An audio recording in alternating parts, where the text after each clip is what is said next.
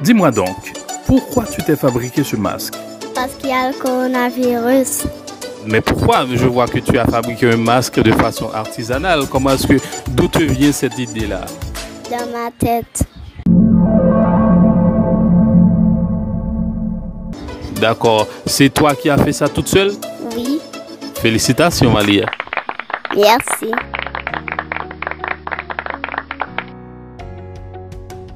Bienvenue à Déclic 3M. Et oui, comme vous pouvez le constater, j'ai en main un accessoire qui est aujourd'hui très populaire. C'est le masque chirurgical dont on va vous parler aujourd'hui à Déclic 3M. Allez, c'est parti. Les premiers masques de protection apparaissent sous l'Empire romain, il y a plus de 2000 ans. Ils étaient fabriqués à partir de vessie animales. Ils sont aussi utilisés au fond des mines pour se protéger des vapeurs toxiques. Le même dispositif est aussi employé dans les ateliers où l'on réduit et affine le minium, un minéral très toxique qu'ils emploient pour faire de la peinture anti-rouille. Au XVIe siècle, Léonard de Vinci adapte le masque et propose l'utilisation d'un tissu imbibé d'eau à placer sur la bouche des navigateurs pour les protéger d'éventuelles attaques chimiques lors des batailles navales. Entre le XIVe et le XVIIIe siècle, la période est marquée par plusieurs épidémies de peste qui secouent l'Europe. Pour les médecins de l'époque, la contagion se propage par la bouche et le nez. Charles Delorme, premier médecin de Louis XIII, imagine alors en 1619 un masque en carton bouilli, doté d'un bec à 2 trous permettant la respiration. Et pour en parfaire son efficacité, il peut contenir une grande variété de produits aux propriétés désinfectantes, telles que des fleurs séchées, des herbes aromatiques, des épices ou du camphre.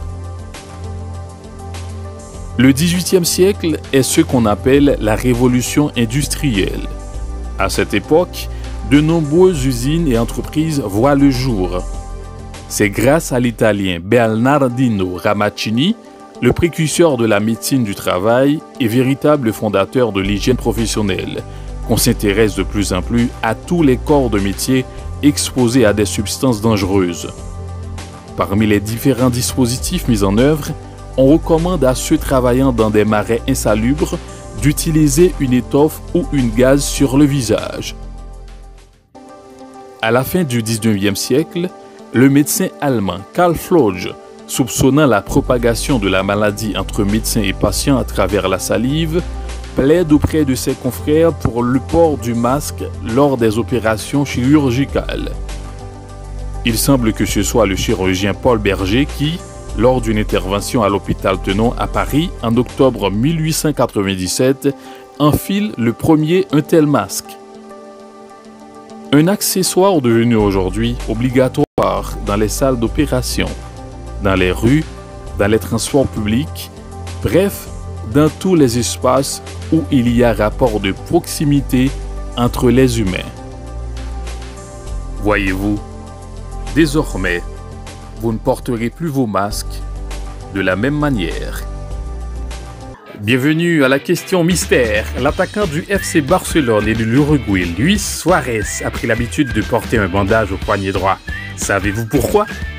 Alors, écoutons Luis Suarez. Il y a quelques années, j'ai été victime d'une blessure avec Liverpool, une fissure à un os de la main droite. À l'époque, on m'avait mis un bandage. Comme ça m'avait réussi, et même si mon doigt allait mieux, j'ai décidé de garder mon bandage. Je mettais un bracelet rouge pour me protéger du mauvais œil en dessous. Et comme en première ligue, ils interdisaient de porter quelque chose. Je m'en servais pour le cacher et je l'ai gardé comme porte-bonheur. Merci de votre attention. À très bientôt.